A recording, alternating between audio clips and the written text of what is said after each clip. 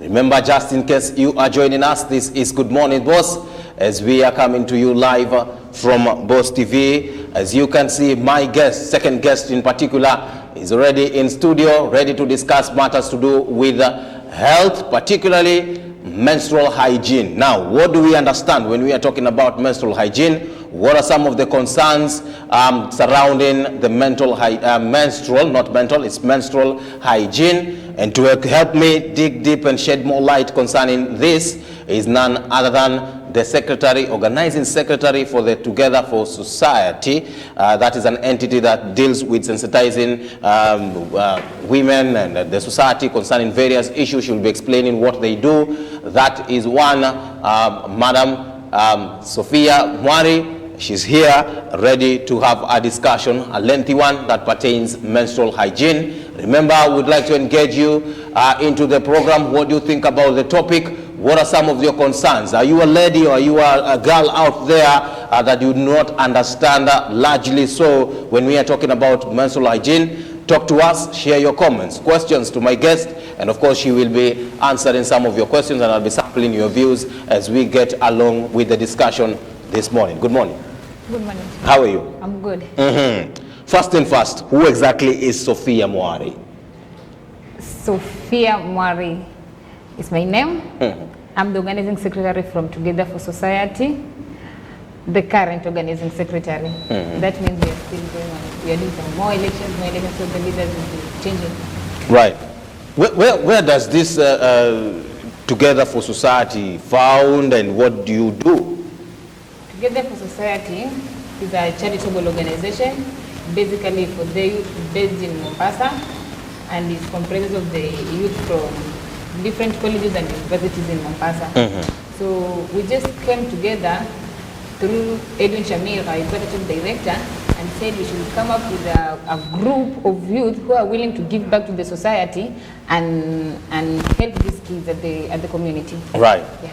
Quite a good foundation and background there as far as understanding what they do. That is the entity that she's working with. Of course, it's Together for Society, one of the few groups and entities that help out the society in a bid to try and sensitize on various issues about the girl child, what have you. And of course, she will be also explaining us what are some of their goals, missions, and visions going forward. But coming back to you, Sophie, this issue of menstrual hygiene, to begin with first, I know you're a lady and your fellow ladies are watching you out there. During this period at which the ladies go through this stage in their life, what goes through your mind? I need to understand how you feel as a woman. As a woman, let me say, for example, me, when I'm on the menstrual health, I just say there's different levels. So I just think, to me, I have the sanitary towels I provide for myself, but there's someone out there who doesn't have the sanitary towels and no one is ready or is willing to give her. Right. Right. And the issue about getting the sanitary towels and these materials that you ladies use in times during times of your menses is something that has been there. So many people have talked about it. But the question is, so far so good. Do you feel like there has been strides that have been made to help out these ladies and young girls out there who do not get access to such materials? Do you feel something has been done so far or still there's a lot to do? According to our country, Kenya, I can see most of the groups, especially young groups for the youth, they just come up with these activities of going to donate sanitary towels to different communities, the interior areas. But as per me and the organization, we see that the government needs to come in to help these kids. You can find that a place like Kisauni, Likoni, Jomvu, kids are suffering. They don't have sanitary towels. When it comes to going to school, others just say today I will not be going to school because of lack of sanitary towels. So I can say the government needs to come in so that we can help our young kids. Yeah. Right. Speaking about the government itself now, do you feel they've taken seriously issues about the girl child out there? I can say they have not taken it seriously because you can say in colleges and universities, they bring condoms, but you see in schools, there are many pupils, many girls suffering, but they can't take the responsibility of going with sanitary towels. They just go to universities and colleges to donate those condoms for those people to use. So I can say they're encouraging the youth to, in terms of sexual harassment, or let me say sexual things, and leaving girl child behind. Right. Yeah. And that's one of the few reasons that made you to come up with the Together for Society to fill that gap. Right. Very true. Now let's talk a little bit concerning now the menstrual hygiene. What exactly is menstrual hygiene? Menstrual hygiene here. Menstrual hygiene. This is the access of getting the menstrual hygiene products. These are the sanitary towels and areas, let me say these toilets and any other area which is safe for a girl child to change whenever he's on her period, and also the items required for someone to deposit those sanitary towels after use. Right. Yeah. And are we doing well in terms of our menstrual hygiene? Do you feel like those access you're talking about, the things you're talking about can be accessed? They can be accessed. For now, they're there, but they're not enough. So we need more so that we can help our girls. They need to, for example, I go to an area and we discuss about menstrual hygiene. Definitely, I'll teach those kids, but when they go back to the ground, these facilities are not there. So I'll be just doing nothing or zero work. When I tell a child you should do this to deposit your sanitary towel after use, but the facilities are not there. Yeah. Very true. Right. Now, walking through our localities, I believe you've walked around the different areas around Mombasa County, to be specific, where it's your area of operation, I believe. When you enter into the Mashinani area, meeting those girls, young girls that you talk to, discuss with them issues about their menstrual hygiene, what are some of their concerns? The concerns, let me just give an example. We went to Mariakani, a place called Kibaukishe. Those girls are going through a lot. So if you're just asking them of what they're going through, they just tell us, we lack sanitary towels, and they end up dating or sleeping with those boda men and getting sanitary towels. So right. I just saw that is a very big problem, especially Mashinani. Yeah, so the government just needs to come and help these girls, especially Mashinani. And also, the organization which are coming up, like Together for Society, it's our responsibility to go and teach these people. Because even if the government goes with those paths and no one is going to teach them anything, they'll be just doing nothing. Right. Yeah. Very true. Right. You've given out a very good example, and it's quite a concern, and it's something that has been there. I don't know whether if it's true or not true, that there is this saying that women tend to take advantage of the less fortunate girls out there, and we tend to use them simply because they are unprivileged in the society. The good example you've given out that maybe a girl may fail to get access to the sanitary towel, but once you get a guy who can offer money to buy the sanitary towel, then the guy can rather take advantage of that lady. Do you feel that is a norm that is cropping up in the country and it should be done away with? And what do you think also needs to be done there to address that issue? We should do away with this thing, especially to our girls. We need to educate girls. We need leaders as ladies and women in this country. So I can say we just need to come together, parents, the government, and also the youth, to help these girls. When we say we are going to an area to help these people, definitely we just see something in that area, so that we need these people to grow well and help that specific area. Yeah. Right. Very true. Now, there has been also another thing that is coming out here of the women and the young ladies, specifically those who are school girls, and at the time at which they experience their menstrual hygiene and menstrual health, and during their times, they tend to feel like they do not come out to speak about that matter. True, especially in schools. We have been visiting schools, and whenever you're teaching these people about menstrual hygiene, even the teachers, they usually say, our female teacher don't like teaching these kids about menstrual hygiene or about menstruation. So definitely you'll be talking to these kids, but they'll not be free to express themselves. Right. Yeah. Very true. Right. Remember, whatever we are discussing this morning pertains the menstrual hygiene. Largely so, we need to help our young girls out there who specifically find it hard and face different challenges in a bid to try and address and get along with the menstrual hygiene. So if you're a lady out there, if you're an entity out there which is working to make sure that they help out the young ladies to access these materials and tools that Madam she's talking about here, you can share your experience. What do you think the government should do? What are some of the roles for the parents, teachers, the society at large in trying to help the different girls who are out there facing some bit of challenge in terms of their menstrual hygiene? You can share your thoughts via the number below your screen. You can also share them through our social media platforms, and we'll be so glad to sample your views as we get along. But Sophie, now, who should be blamed for all this issue about the lack of these materials and tools that you are using in terms of during your menses? Who should be blamed here? That, of course, creates a loophole for the men to take advantage of these young girls. First, you can blame parents, because you can go to an area, but when you're talking to these kids, they usually say, when I tell my parents that I lack sanitary towel, her parents will tell her, just go and work to get this sanitary towel. So like, she's a young girl, she needs to go to school. What time will she get to go and work and get that sanitary towel? Right. Yeah. Mm-hmm. So parents should largely be blamed for that. Yeah, parents should be involved. And also you can find that we can blame parents, but still there's those parents who lack financial and all that. So you can see they totally have nothing to help these kids. So these kids will be like, my parents has nothing, I can't borrow her. So I definitely go to a border man who I will sleep with him and give me money to go and buy sanitary towel. Right.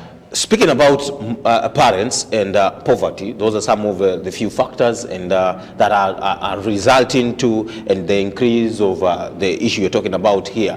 But then, I know this is something that comes, I don't know, every month or so. I'm not quite versed with that kind of thing. But do you feel like also the mothers out there have done much in talking to their girls about this issue? I can blame parents too. Parents don't talk to them. Particularly the mothers now. You know, the dads, our norms and taboos do not allow us to speak about this issue specifically. Wajua sisi kule kwetu ule bara kwanza ni ngumu sana mzee wa Kikisii aje ongelele masuala kama haya. Do you feel also the mothers need to play their role as it should be to talk about this issue? They need to play their role, because a parent would be fearing this kid. Like, for example, a parent comes to me and tell me, now you've started your period, you need to conduct yourself this way.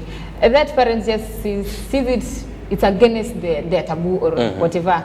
So he'll be telling her teacher, go and talk to my kid, tell her this and this and this. So the parent will be avoiding that burden. So he's referring that kid to a teacher, whereby you can find other schools, the teachers are there, but still they can't talk about that menstrual. Right. How should it be done now? If during your times of meeting the society and jamii pale mashidani, when you get people out there speaking about the issue of menstrual cycle, what do you tell the parents to do? The parents should be the forefront to help their kids, giving sanitary towels and advising them on how to use these sanitary towels. Right. Yeah. So getting the sanitary towel is one thing, and how to use it is another thing. Yeah. You can get it, but you don't know how to use it. Kuna procedure? Kuna procedure. All right. Very true. I think my producer is very keen, but we'll wait and see. Now, speaking about parents, teachers, and the society at large, whatever I get from you is that they have a role to play in helping out the girls understand their menstrual hygiene, right?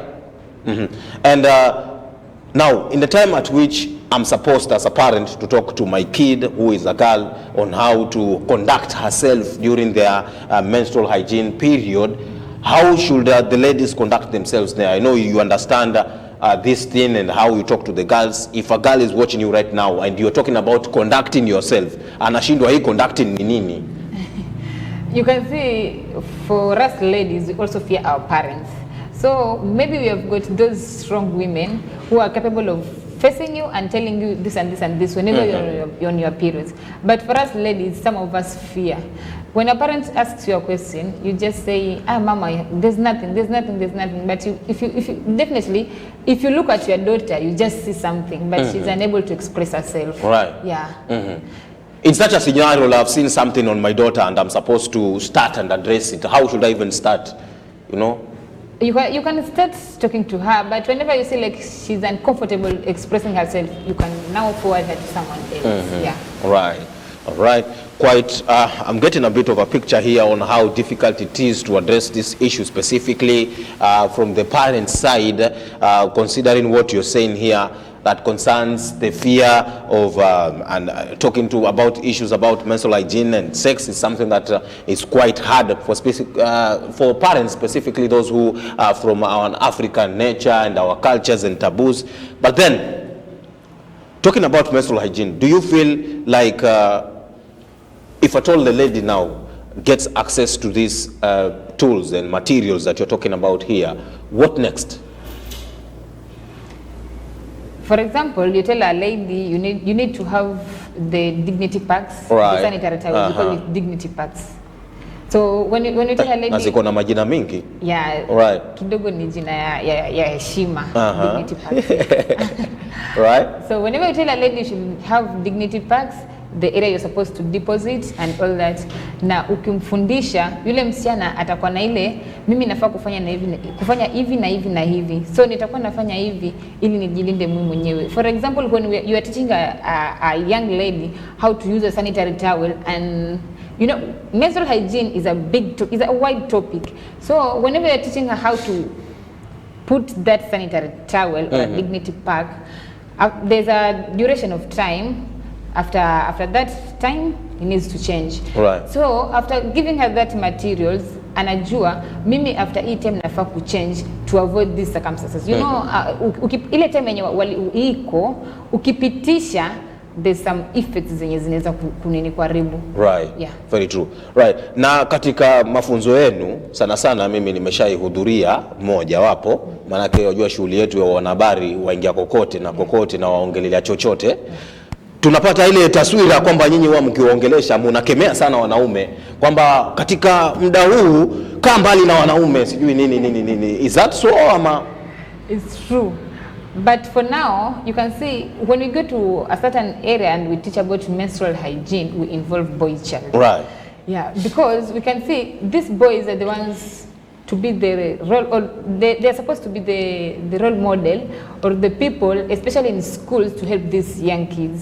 Because let me say stigmatization. You know, stigmatization when a child is in school and it's a mixed school, when this lady starts her periods and maybe she, okay, you understand? Right. And then that boy starts laughing. That girl will feel bad. Right. So we involve boy child so that when he sees something like that, there's a way he can approach her and tell her this is how you should do and you have done this, so go help yourself at the washroom and do this. That's all. Very true. Before even we get to the role of the men and the boys into menstrual hygiene, adui ya mwanamke ni mwanamke mwenyewe, sijui adui ya msichana ni msichana mwenyewe.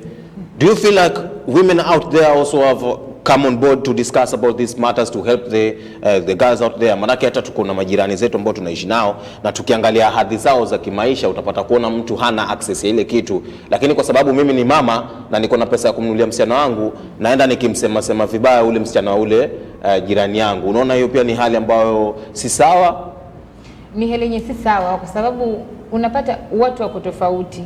Kwa mfano mimi naweza pata mtu mwenye yuko katika ile hali na pengine haiko vizuri about menstrual hygiene. You understand about menstrual hygiene? So I'll definitely see this lady or this woman is not on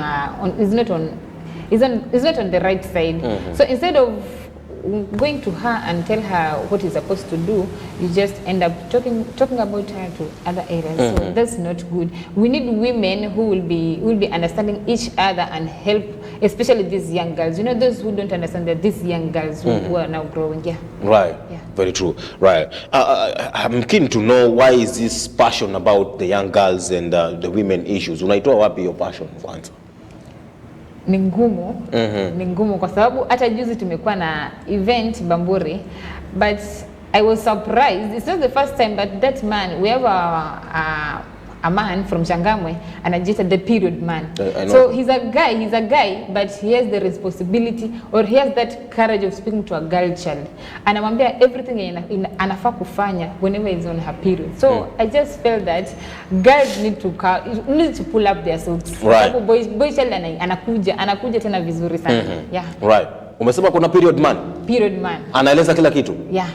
Anajua kabisa na hata wengine sisi wanawake hatujui. Okay? Yeah. Alitoa wapi ujuzi?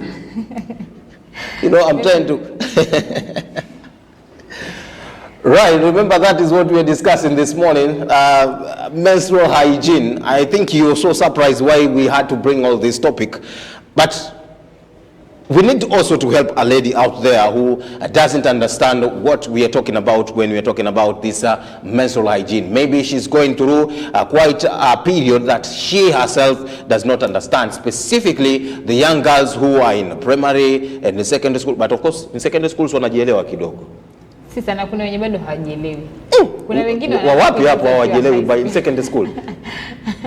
Unajua watu wako tofauti, hormones ziko tofauti. So utapata kuna watu wanaanza periods wakiwa high school. Right. So they need that education. Right. Now talking about hormone thing and that calendar, siku hizi hata mko na app. Niliona kuna app, nilionyeshwa, sijui niliona kwa nani. I remember kuna app yenye inaonyesha the whole stuff. Do you feel also it's good also kwa mzazi kumfunza mtoto wake jinsi ya kusoma hizo kalenda na vitu kama hivyo? Mzazi ana jukumu la kumfunza mtoto wake, kwa sababu utapata hizi hali za mtoto kutojua, alafu hii hali mpate akiwa shule, hii inatokana kwa sababu mtoto hajui kalenda yake. Right. Sasa mzazi anafaa kuwa anamuonyesha kwa after these days utakuwa unapata nini zako hivi. Right. Kwa hivyo mzazi anatakana pia ajue. Mzazi ana jukumu tena kubwa sana. Okay. Jambo gumu sana wazazi pale nje. Sio kuleta watoto duniani alafu ukawaacha hivyo tu. Lazima uhakikishe kwamba unajua ile kalenda ya mwanao, hususan yule wa mtoto wa kike. Remember, that is what we are discussing. We'd like to get your comments concerning the topic of discussion. There's quite a question here. I have a question. Mtu anauliza, I have a question here. In terms of during the time of relationship, do we as partners need to address the issue of menstrual hygiene together? Kama tuseme mimi kwa mfano, nafikiri nikimpata huyu bwana anauliza, for instance I have my girlfriend or girlfriend now, do I need also to explain and know that we should also have a talk together on how she can understand her menstrual hygiene together? Yeah, you need to discuss as partners. You need to discuss so that that lady can understand better. Yeah. So kuna ile hali ya kukuja pamoja, kukaa na kuzungumzia hili jambo. Mzungumze, kwa sababu kuna wanaume wengine hawaelewi. Hata mtu anaweza mpata, menstrual hygiene is still wide. So definitely there are those other men who still wants their wife. When I say they want their wife, I think you understand me. Whenever they are on their period. So that is part of menstrual hygiene. You need to avoid such things. So when a woman and a man comes together, discuss and see the side effects and everything about menstrual hygiene, definitely wataelewana. Kwa hivyo unataka kuniambia kwamba sisi wanaume pia tunapaswa kujua tarehe za wanawake wetu? Kabisa. Okay? Ndio mimi leo nafaa kutulia kabisa. Right. Bila shaka leo ni tarehe ngapi? Lakini katika swala hilo la menstrual hygiene kuna zile hatua ambazo kidogo zimeweza kuchukuliwa na kufanya hali ya mtoto wa kike kuwa vyema kabisa, na tumeona kuna mashirika tofauti ambayo yamekuja kuzungumzia hili jambo, na changamoto kubwa ambayo mashirika yanapitia katika kulizungumzia hii ni kama gani? Changamoto zinaweza zitaja ni kulingana na kundi letu la Together for Society. Kitu ya kwanza, sometimes tunatamani kabisa kuenda to a certain place, but we don't have the funds kununua those facilities. Right. Yeah, so funds imekuwa shida, na pia upande wa kupata, let's say the donors wenye wanaweza tusaidia kupata funds pia ni shida. Donors siku hizi imekuwa ngumu kwa sababu there are many organizations coming.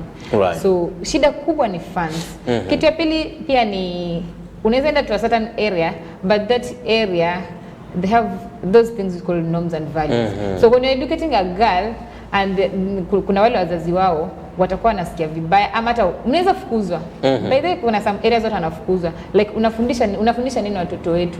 Hizi ni vitu zenye zinafaa kukua siri. Unaona places the mashinani areas. Those are the places zenye wanachukulia mtu akikuwa kwa menstruation, hiyo ni kitu yenye inafaa kukua siri, like hata kuna mtu mwenye anafaa kujua. So kuifundisha na haifai kuwa hivyo.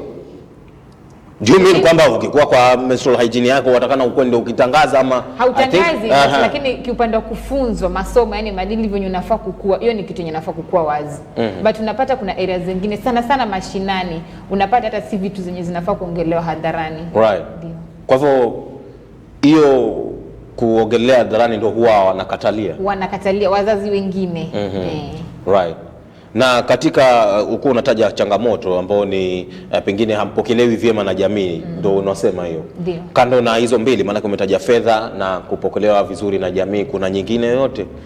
Pia kuna tuseme umeenda to a certain area na tuseme hiyo kupokelewa inakuwa a bit a problem. Na pia unaweza kuwa umepeleka those facilities like let me say the sanitary towels, those tools zenye unaweka una dispose those sanitary towels, but unapata unaweza peleka to a certain community na baadaye ni kama wanaweza sema watazirusha, like yani hawaoni maana yake, like mbona watuletee hizi vitu sasa hivi. Ama pia unaweza peleka kwa shule, ile shule iende iuze. So unaona hizo zinakuwa shida zingine. Ndio maana kwa sababu Together Society haideal peke yake na nini about donating sanitary towels and all that, tunaenda mpaka children's home. So the challenges is tunazipata tukienda children's home, like some orphanages ukipeleka chakula watu wanauza. So the same to sanitary towels, unaweza peleka shule pia inatoa inaenda kuuza. So that is a big challenge. Right.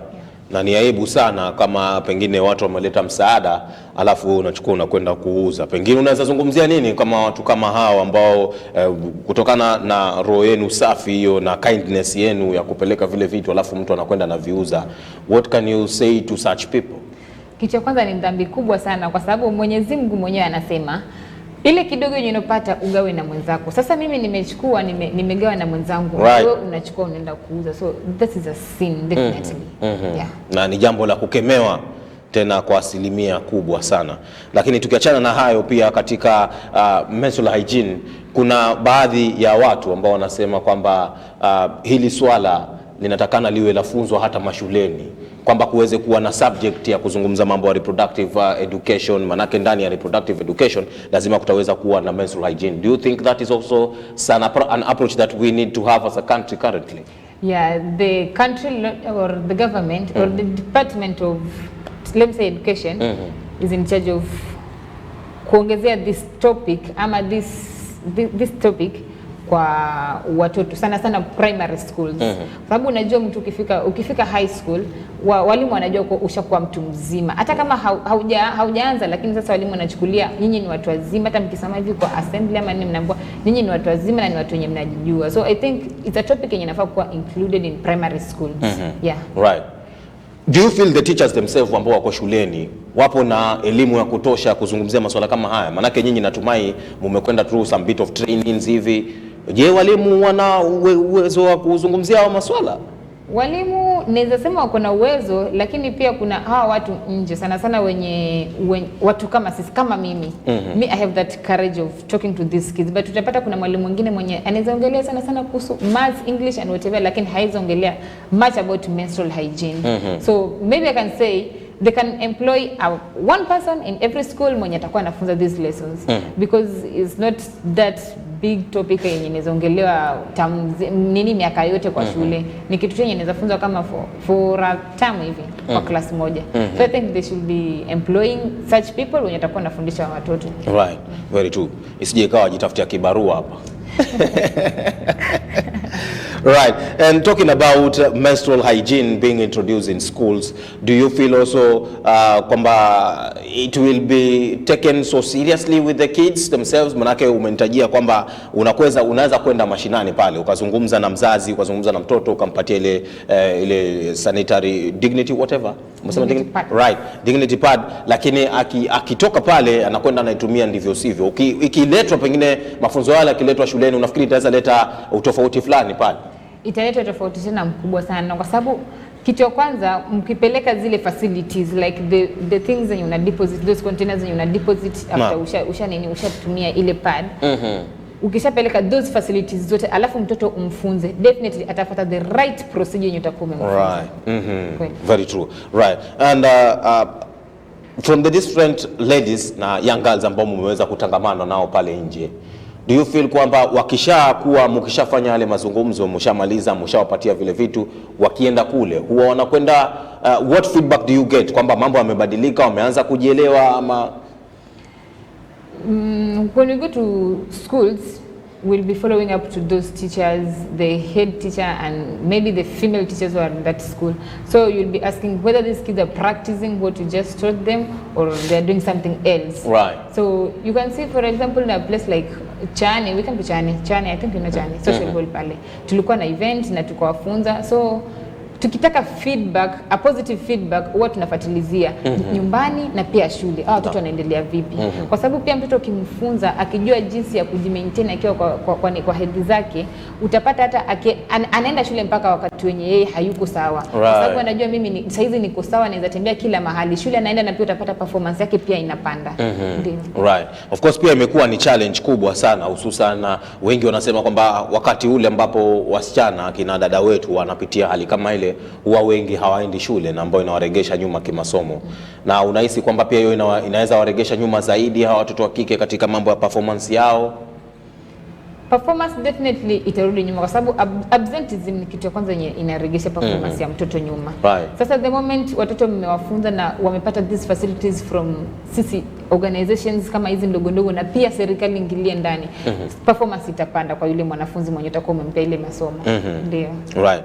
Very true. Mwisho kabisa kabla tujaweza kuchukua mapumziko mafupi, do you feel also there is need kuweka budget, kama pengine mimi ni mzazi nyumbani na niko na msichana ama wawili watatu, nafaa niweke budget ya kusema kwamba hii ni ile shughuli? Yeah, we need to put budget, especially when we're going to shopping. Parents have that tendency of doing shopping every end month. So end month ikifika ni jukumu lako, ukiandika shopping list you include those sanitary towels za mtoto wako mwenye anatumia. Sasa mzazi ni jukumu lake kwa ana include. Utapata mzazi anaweka sabuni sijui nini lakini haiki sanitary towels za mtoto wake, anamsahau. Sasa ni jukumu la mzazi akwe anaweka budget ya hizo visodo kwa mtoto wake. Right. Yeah. Bila shaka natumai wazazi wanakusikiza kwa makini pale na wataanza kutekeleza yale ambayo nazungumza. Remember, we are just about to take our second break here on the show this morning. We are particularly discussing menstrual hygiene. When we come back, the role of the men in making sure that we help our ladies in menstrual hygiene. You as a man out there, have you helped so far? I need to hear from you. What have you done to help out the young girls out there in making sure that they handle the issue about menstrual hygiene, particularly talking about all these things that pertains to making sure that our young girls maintain that hygiene going forward. If you can't even talk to the girls about their menstrual hygiene, then it is wise if you can donate something to entities like Together for Society and different groups that are coming on board to help out these young girls. So that tells you that you have a role to play. And that is what we'll be coming back to discuss after this short break. Keep your comments coming about the menstrual hygiene. I'll be looking at them as we get along with the program, so don't go too far.